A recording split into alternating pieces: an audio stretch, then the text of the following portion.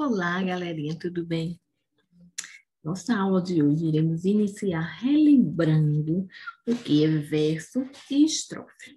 E o que é verso e estrofe? Os versos são as linhas de um poema e as estrofes são os conjuntos de verbos. Vamos ver esse poema aqui, né, com o título Brincar na Rua, escrito por Carlos Drummond de Andrade. Tarde. O dia dura menos que um dia. O corpo ainda não parou de brincar. E já estão chamando da janela. É tarde. Ouço sempre esse som. É tarde. Tarde. A noite chega de manhã. Só existe a noite e seu sereno.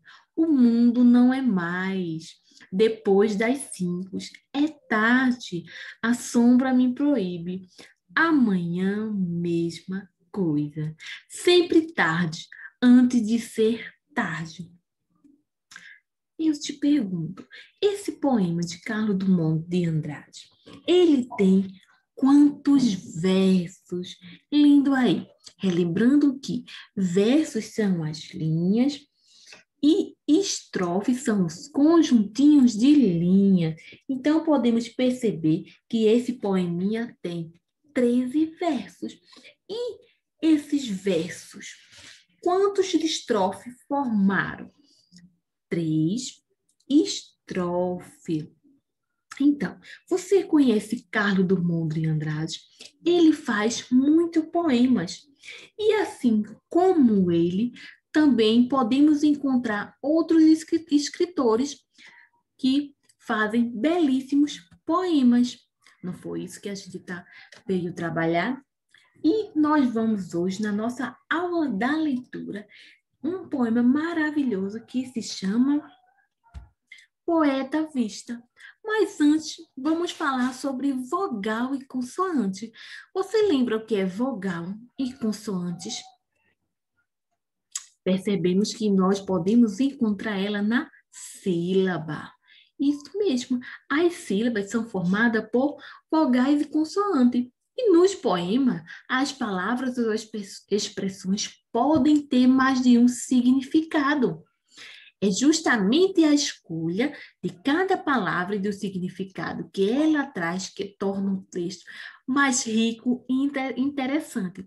Lembra que a tia Dorinha fala que nós vamos encontrar rimas, palavras que rimam um com a outra, e isso dá uma ideia, um texto mais rico e interessante, que nos faz viajar. E as palavras têm esse poder, essa mágica que nos faz viajar. Isso mesmo. E na nossa hora da leitura, nós temos um poeta à vista. Vamos ler esse hora da leitura. Não sei como pôr para fora essas ideias malucas que me sacodem a cabeça. É coisa muito esquisita. Parece assombração. Palavras que nascem feitas sem nenhuma explicação. Contar aos pais não adianta, vão dizer, é tudo imaginação. Falar com a turma, não sei, pode virar gozação. O jeito é tentar guardar esse caso para mim e colocar no papel os recados da emoção. Uma palavra aqui, outra palavra ali. Parece achei o caminho. Epa, mas isso tem cara de verso. Será que eu sou poeta? E agora? Que vergonha! Só me faltava mais essa. Outro segredo bem trancado no fundo do coração. E quem é o escritor? Quem é o autor desse poema? Carlos Queiroz Teles, Carlos Queiroz Teles. E quem é esse que fez esse poema, que fez esses versos maravilhosos, que trouxe para nós essa imaginação em pensar nas palavras, não é? Você conhece esse ator? Quem é Carlos Queiroz Teles. Carlos Queiroz Teles formou-se na Faculdade de Direito da Universidade de São Paulo, na USP, mas resolveu dedicar-se à escrita de texto, autor de importantes peças teatrais. Tem quase 20 peças escritas e várias delas ensinadas em mais de 20 países. Esse é Carlos Queiroz de Teles.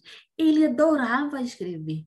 Ele se apaixonou pela escrita, se apaixonou pelo mundo das palavras. Lembra que nós falamos sobre isso na aula anterior, que as palavras são mágicas, as palavras têm esse poder que nos faz viajar. Então, ele se apaixonou nessa viagem. E você já percebeu que essas palavras são formadas por sílabas, né? Um som, ela tem um som que nos faz pensar, né? E essas sílabas são formadas por vogais e consoante. E todas as sílabas é possível encontrar, né? Vogais, não é? E as consoantes. Tenho certeza que você lembra quais são as vogais. Mas nesse poema, o autor escolhe algumas palavras que apresentam sílabas que se formam de maneiras diferentes, não é?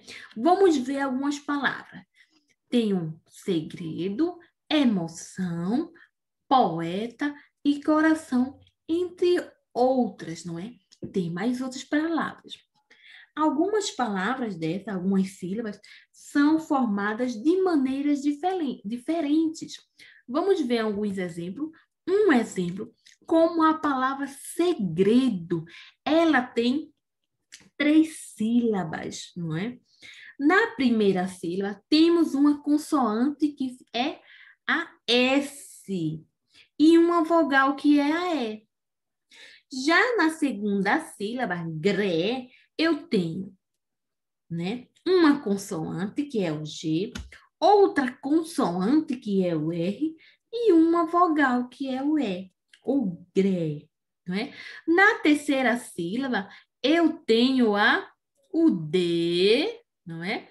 Tenho o D, né, que é uma consoante, o D é uma consoante, e o O, que é uma vogal.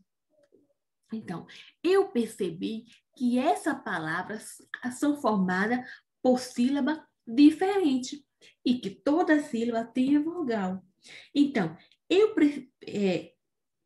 nós precisamos compreender que existem algumas possibilidades de formar sílabas, possibilidades de formar sílabas diferentes. Que possibilidades são essas? Eu tenho a possibilidade de formar uma sílaba, né? Apenas com uma vogal, com vogal e consoante, né? Com consoante, vogal e vogal. Então, consoante, como essa aqui, ó, gré, consoante, gré. Eu tenho consoante, consoante e vogal, não é? Tenho também a possibilidade de formar com consoante e vogal, com vogal e vogal, na palavra emoção, né? Na palavra feita, feita, vamos pensar. Eu tenho a possibilidade de formar com consoante, vogal e vogal. Então, eu tenho várias possibilidades. Mas como é que eu vou identificar essas sílabas? Pronunciando. Segredo. Eu estou separando as sílabas. É assim que eu vou identificar as sílabas. Emoção. Eu estou identificando a sílaba. Emoção. O E só tem uma vogal, mas é uma sílaba. Então, eu tenho várias possibilidades de formar uma sílaba. Mas nós podemos observar que todas as sílabas têm uma vogal que nós não conseguimos formar, não é? Nós não conseguimos formar nenhuma sílaba sem vogal. Vamos lembrar dessa dica, tá certo? Que a tia deixou para você. E ela também deixou uma atividade para você fazer no seu livrinho de português. Faça com muito carinho e com muita atenção, tá certo? E na próxima aula, guarda todas as suas perguntinhas, suas dúvidas que nós vamos contextualizar na nossa próxima aula. Tá certo, galera?